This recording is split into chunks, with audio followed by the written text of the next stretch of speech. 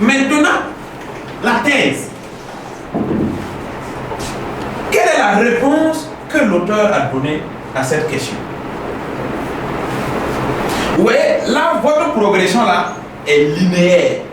Si cette progression ne vous arrange pas, quand vous arrivez au niveau du problème là, sautez le problème. Vous faites comme ça, problème, vous sautez. C'est bizarre, je saute. Je viens au niveau de la thèse. Et au niveau de la thèse, je suis face à un auteur qui me dit la philosophie n'a aucune valeur. Je prends ça. La philosophie n'a aucune valeur. C'est un exemple que je prends quoi. La philosophie n'a aucune valeur. Ouais, j'ai le thème qui est la philosophie. Et j'ai un auteur qui me dit que la philosophie n'a aucune valeur. À partir de ce qu'il a dit, j'imagine la question à laquelle il répond. Donc, si quelqu'un me dit bon, la philosophie n'a aucune valeur, il se prononce sur quoi par rapport à la philosophie? Il se prononce par rapport à la valeur de la philosophie. Donc, problème, la valeur de la philosophie. Tout dépend de comment vous progressez. Si vous voulez progresser de façon linéaire, pas de souci. Si vous voulez déduire le problème à partir de la thèse, vous faites également. Essayez de faire quelque chose en fonction de vos aptitudes. Ce à partir de quoi, ce dans quoi vous êtes à l'aise, vous progressez dans ça tout simplement. Maintenant, le monsieur dit que la philosophie n'a aucune valeur. Ne cherchez pas loin. Si vous voulez, vous voyez terre là, vous barrez ça. Vous mettez idée prise de position. Une fois que vous mettez idée prise de position, vous savez que une prise de position n'est valable que lorsqu'elle est soutenue par des arguments. Et on ne peut pas confondre l'argument 1 à l'argument 2. Et on ne peut pas se permettre de confondre l'argument 2 à l'argument 3. Ça veut dire qu'il y a une différence entre les différents arguments. Mais quel est le point commun entre tous les arguments? C'est que tous les arguments soutiennent la prise de position.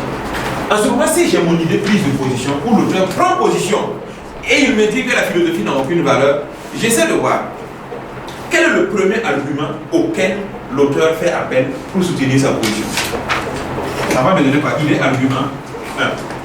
Quel est le deuxième argument que l'auteur évoque pour soutenir sa position? Ça va me donner quoi? Il est argument 2. En ce moment, une fois que je finis de lister ça comme ça, je reviens dans le vocabulaire technique même du commentaire et je fais ça. Idée prise de position là, je parle, je mets thèse. Idée argument 1 là, ça devient maintenant articulation 1 ou bien mouvement 1. Ici là, ça devient articulation ou mouvement 2. Vous allez voir que dans le texte là, peut-être l'auteur dit que la philosophie n'a aucune valeur. Et au niveau de l'articulation 1, qu'est-ce qu'il dit peut-être? Peut-être qu'il va dire que la philosophie n'a aucun lien avec le vécu des hommes. Donc, absence de lien avec notre vécu. Ça peut aller?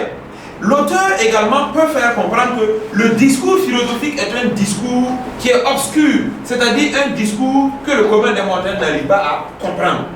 Donc ici, le caractère obscur du discours philosophique. Quand vous prenez le texte et puis vous lisez, est-ce que vous pouvez confondre le caractère obscur du discours philosophique avec l'absence de lien entre la philosophie et nos problèmes actuels? Non. Ou l'incapacité de la philosophie à solutionner nos problèmes? Non. Quand vous prenez votre moto, vous démarrez, vous mettez la première vitesse, vous sentez que vous êtes en première, non? Quand vous passez en deuxième, vous sentez que vous êtes en deuxième, non? Mais est-ce parce que vous passez à la deuxième vitesse que nécessairement vous changez de direction? C'est toujours la même direction, c'est toujours la même prise de position. Maintenant, j'avance un premier argument qui soutient ma position. Je ne me contente pas d'un seul argument, je passe à un deuxième argument. Je passe à une deuxième articulation. C'est-à-dire que je fais un deuxième mouvement. C'est comme quelqu'un qui ouvre la porte. L'ouverture de la porte là, on suppose que ça, c'est votre prise de position. Un premier pas, un deuxième pas. En fait, c'est ça la logique du texte. Mais c'est toujours dans la même trajectoire en fait. Je me dirige peut-être vers ma table. J'entre, premier pas, deuxième pas, troisième pas. Si on me demande le nombre de pas, c'est 3 pas. C'est au bout de 3 pas que j'ai pu rejoindre la table. Ça veut dire que c'est à l'aide de 3 arguments que j'ai pu renforcer ma position. C'est ça la logique d'un texte dans sa construction. Maintenant, thème, problème, thèse. L'articulation 1 et l'articulation 2, là, on appelle ça la structure. C'est ça la structure en fait. Et bien entendu, juste après la structure, vous avez le plan. Il faut voir si Donald est dans les parages, il va renouveler ça.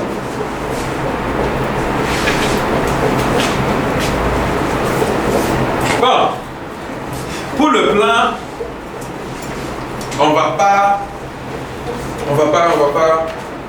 opter pour la souffrance. Vous-même, quand vous prenez le commentaire de texte à l'examen ou même en classe, si on élabore suivant les règles, avant de voir même le texte, il y a toujours une formule qui accompagne le texte à commenter. On vous dit toujours dégager l'intérêt philosophique de ce texte à partir de son étude ordonnée. Celui qui comprend ça, il a compris même tout le commentaire. Regardez, on vous dit de dégager l'intérêt philosophique à partir de l'étude ordonnée. Ça veut dire qu'il faut d'abord faire l'étude ordonnée. Et à partir maintenant de l'étude ordonnée, vous dégagez l'intérêt philosophique. Est-ce qu'on est d'accord? Qu'on progresse comme ça? Bien. Mais regardez. Prenons étude ordonnée dans un premier temps. Prenons intérêt philosophique dans un second temps. Si vous voulez comprendre les choses terre à terre, suivez bien. On vous dit de dégager l'intérêt philosophique à partir de l'étude ordonnée. Du coup, l'étude ordonnée vient en première position, l'intérêt philosophique vient en seconde position. Bien. Qu'est-ce que ça donne? Vous voyez, quand on vous dit étude ordonnée, vous, la plupart d'entre vous, vous êtes des scientifiques, vous faites la D, donc je suis à l'aise. On va aller en maths. Quand on vous dit étude ordonnée, ça là, c'est ce qu'on appelle forme factorisée. On a factorisé l'ordre pour vous. On a factorisé et ça donne une consigne. Qu'est-ce qu'une étude ordonnée? Allons maintenant vers la forme développée. Une étude ordonnée n'est rien d'autre que l'explication chronologique des différentes articulations du texte. Si vous voulez, on met entre parenthèses avec nos propres termes. Mais ça, on n'en a pas besoin forcément. On sait que l'explication fait appel à vos propres termes. Dans le principe. Dans le principe, ce sont vos propres termes. Et l'exception qu'on vous permet, c'est d'utiliser les termes de l'auteur en les mettant maintenant entre guillemets. Pas besoin de souffrir. Et à ce niveau, on ne vous dit pas d'utiliser des citations déjà. Non, non, non, non. On ne gaspille pas ces cartouches là-bas. Le moment viendra, l'intérêt philosophique, où vous pourrez faire étalage des citations que vous avez emmagasinées, des auteurs que vous connaissez.